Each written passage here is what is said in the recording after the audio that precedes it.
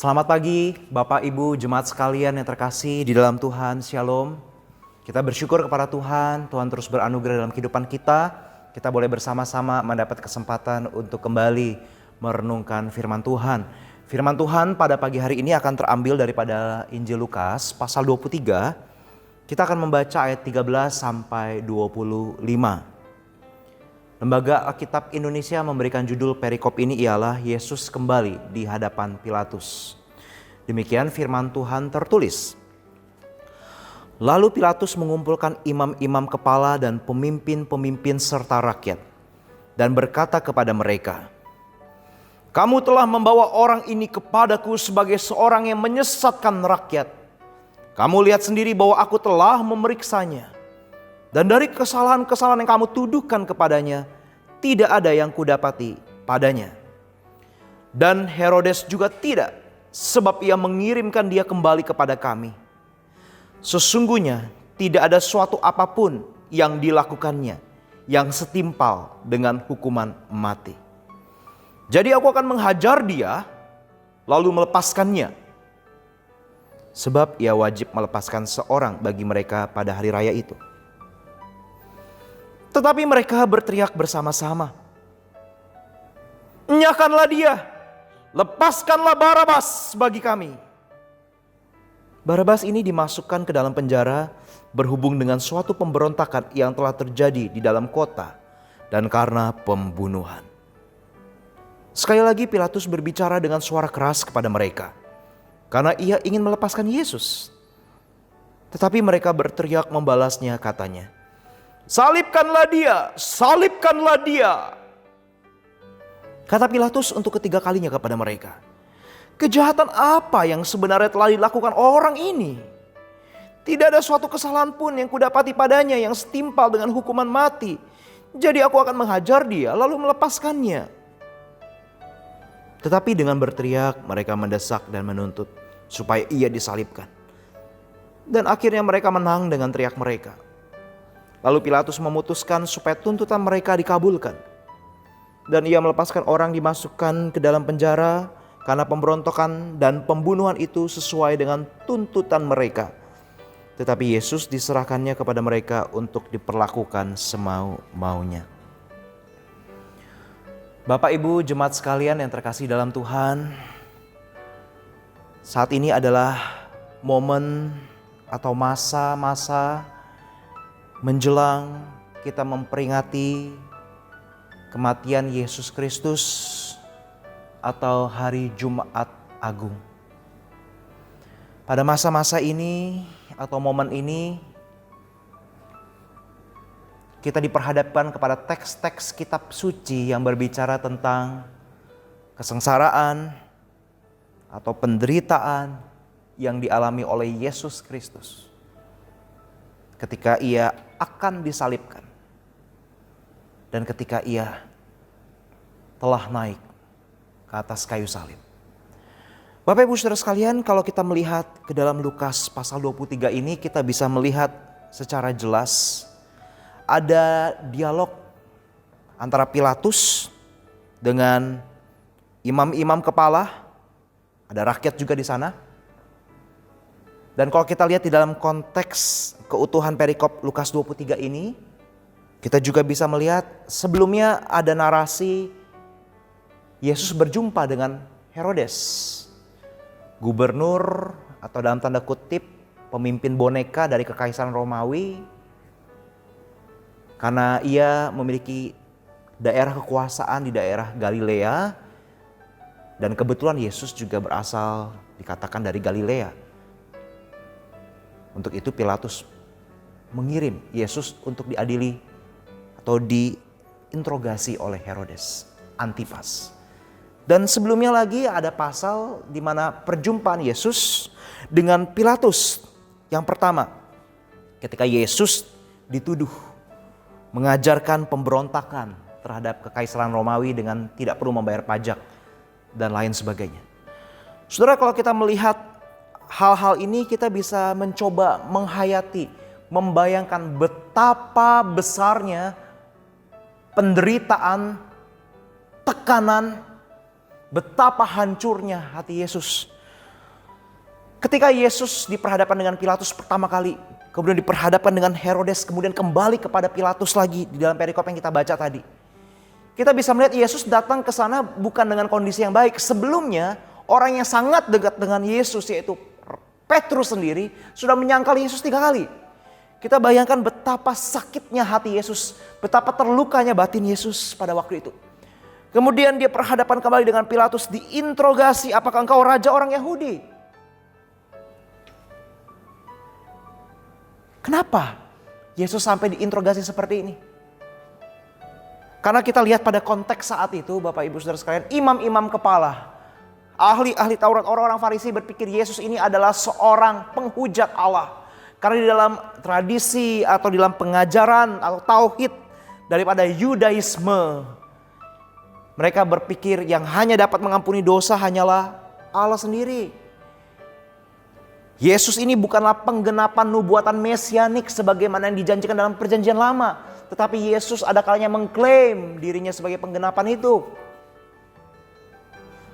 Dan Yesus mengajarkan hal-hal yang kontroversial dari perspektif orang-orang Yahudi konservatif pada saat itu.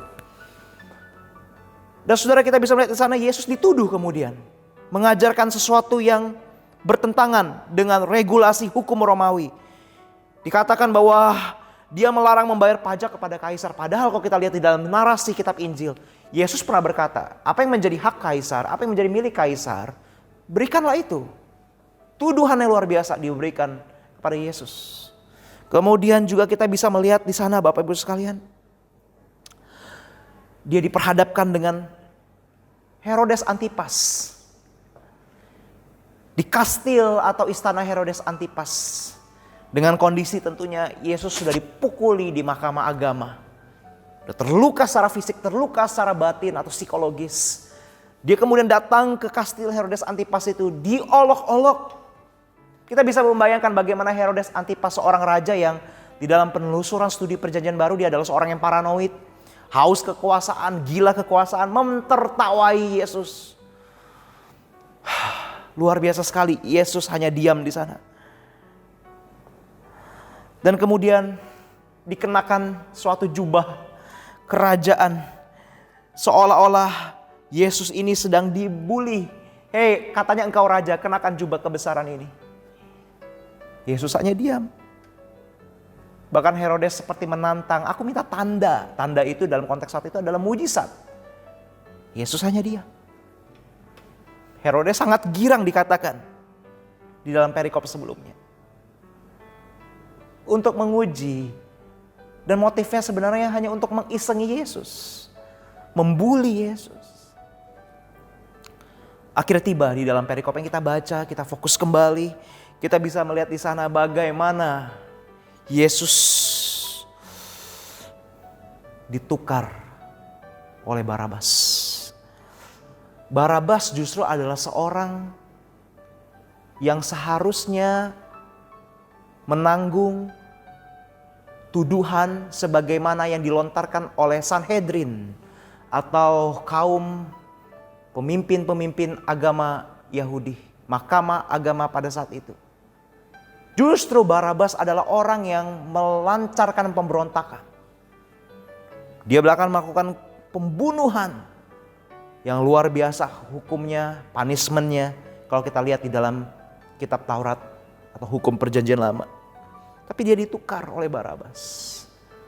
Dan kita bisa melihat di sana dia juga diperhadapkan dengan Pilatus yang mau cari aman. Pilatus berkali-kali berkata, aku tidak menemukan kesalahan pada orang ini. Kalau tidak ada kesalahan sebenarnya tidak perlu dihajar juga Bapak Ibu. Tapi Pilatus berkata berkali-kali, saya hajar ya orang ini. Lalu saya lepaskan. Dihajar pun Yesus tidak layak sebenarnya, dia salah apa? Itu hanya merupakan suatu bentuk ketidakamanan daripada orang-orang Yahudi yang berpikir bahwa pengajaran konservatifnya itu diselewengkan oleh Yesus. Padahal Yesus bukan sedang memberikan ajaran baru, tetapi ia menggenapi apa yang diajarkan dalam perjanjian lama. Tetapi pada akhirnya Pilatus juga menjadi orang yang mencuci tangannya. Saudara, kalau kita lihat di dalam Injil sinoptik yang lain, dikatakan Pilatus itu ingin memuaskan hati orang banyak. Akhirnya ya sudahlah, saya golkan teriakan kalian, protes kalian untuk mensalibkan Yesus. Oke. Dan kemudian di dalam Injil Sinoptik yang lain juga dikatakan, saya tidak bersalah atas darah orang ini. Dia cuci tangan, tanda kutip. Sehingga ada tradisi, Bapak Ibu sekalian, tradisi ini mengatakan bahwa setelah Yesus mati dan bangkit, Pilatus ini menghabiskan hidupnya, dia suka cuci tangan. Seperti orang obsesif kompulsif, Bapak Ibu sekalian. Karena merasa terus ada guilty feeling karena menyalibkan orang yang tidak bersalah. Dan kemudian Bapak Ibu sekalian, di dalam ayat 25 kita bisa melihat Yesus diserahkannya kepada mereka untuk diperlakukan semau-maunya. Saudara, tentu banyak di antara kita pernah menyaksikan film Passion of the Christ, karya daripada Mel Gibson, atau yang diperankan juga oleh James Caviezel. Di sana kita bisa melihat sebuah passion narrative, narasi penderitaan Yesus yang begitu pilu untuk kita saksikan. Itu hanya di film, Bapak Ibu, yang direkonstruksi kembali. Saudara, kita bisa melihat penderitaan yang luar biasa dia alami oleh Yesus. Dan di dalam momen Jumat Agung ini, saya ingin mengajak kita sama-sama menghayati kembali, merenungkan kembali penderitaan Yesus itu. Saudara, ketika kita melihat bagaimana Yesus menderita bagi kita, kita coba memposisikan diri kita hadir di dekat kayu salib itu. Hadirkah kau pada waktu Yesus disalib? Coba kita bayangkan dekat dengan Kristus Yesus yang tidak bersalah, yang innocent, Allah yang menjadi manusia.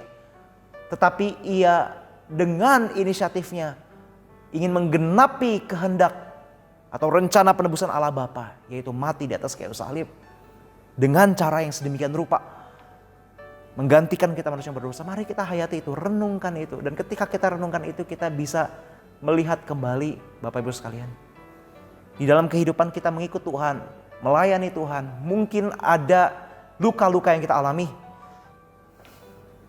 ada pergumulan yang kita alami, ada kesulitan yang kita alami. Tetapi ketika kita melihat teladan Kristus yang melewati Via Dolorosa itu, kita bisa dikuatkan kembali bahwa penderitaan kita belum seberapa. Kita belum sampai mencucurkan darah. Dan biarlah kita boleh meneladani spirit daripada penderitaan Kristus itu. Saudara, saya tidak mengatakan bahwa kita semua harus hidup seperti orang asketis, Bapak Ibu sekalian. Kita hidup memuliakan penderitaan, glorification of suffering. Bukan itu maksud saya. Tetapi di dalam kehidupan kita tentu ada salib yang harus kita pikul. Ada harga yang harus kita bayar. Dalam keluarga, dalam pelayanan. Ketika kita diperhadapkan dengan itu, maukah kita tetap stand firm, teguh berdiri. Ya Tuhan, aku ingin menggenapi kehendak-Mu atas hidupku. Apapun posisiku, apapun panggilan hidupku, ada penderitaan sedikit tidak apa-apa, karena aku ingin meneladani Engkau. Saudara, ada satu kisah dari seorang misionaris yang pergi ke China di kota Wuhan. Ini adalah epicentrum daripada virus COVID-19 yang pertama, Bapak Ibu. Tahun 1840 dari Prancis, misionaris ini dari, kalau tidak salah, dari Ordo Vincentian, kurang lebih begitu ya. Misionaris Katolik yang bernama Santo Jean Gabriel. Saudara, misionaris ini datang ke Wuhan, kemudian mengabarkan Injil, dan singkat cerita Bapak Ibu sekalian, rakyat atau jemaat yang ia ajar katekisasi, katekumennya ini berkhianat pada dia, dan kemudian Santo atau misionaris Jean Gabriel ini ditangkap, kemudian disalibkan di atas salib kayu, didera, dipukuli, difitnah dan lain sebagainya. Mirip seperti apa yang dialami Kristus. Dan kemudian misionaris bernama Jean Gabriel ini mati seperti orang tercekik yang kehabisan napas. Dia menjadi martir Kristus di Wuhan, di China tahun 1840. Dan saat ini kisah tentang beliau kembali di-highlight di dalam beberapa artikel di internet. Saudara, ini adalah satu contoh teladan seorang anak Tuhan, sekalipun mungkin berasal daripada tradisi teologi yang berbeda dengan kita, tetapi tetap kita bisa melihat saudara seiman kita ini, saudara kita ini, seorang hamba Tuhan yang baik, yang meneladani Kristus. Dia bayar harga. Saudara, sekali lagi jangan salah paham, bukan berarti kita harus persis seperti beliau menjadi martir.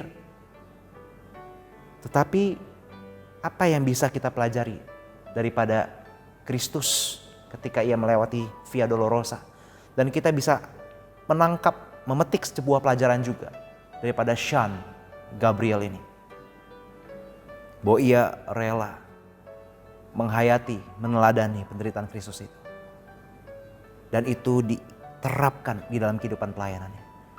Saudara, di dalam pelayanan kita ada salib yang harus kita pikul. Bentuk kita beragam, berbeda satu sama lain. Tetapi adakah kerelaan itu? Dan biarlah kita boleh mempersiapkan diri menyambut momen Jumat Agung ini.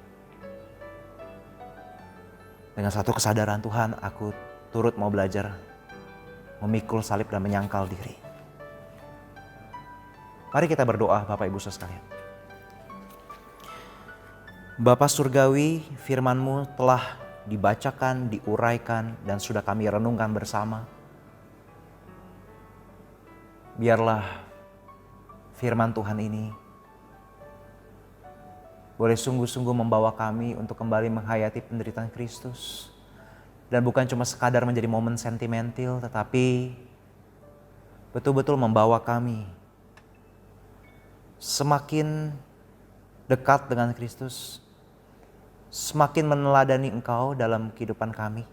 Sehingga ketika dalam panggilan kami masing-masing, baik di rumah tangga, di pelayanan, di pekerjaan, ada penderitaan atau harga yang harus kami bayar sebagai pengikut Kristus, kami tidak mudah mengeluh, tapi kami tetap teguh, tetap kuat, tetap berkomitmen. Allah Roh Kudus, bantulah kami, karena kami lemah dan kami terbatas.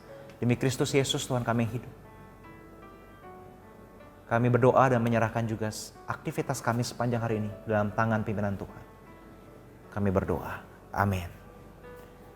Shalom jemaat sekalian yang terkasih dalam Tuhan. Tuhan Yesus memberkati kita semua.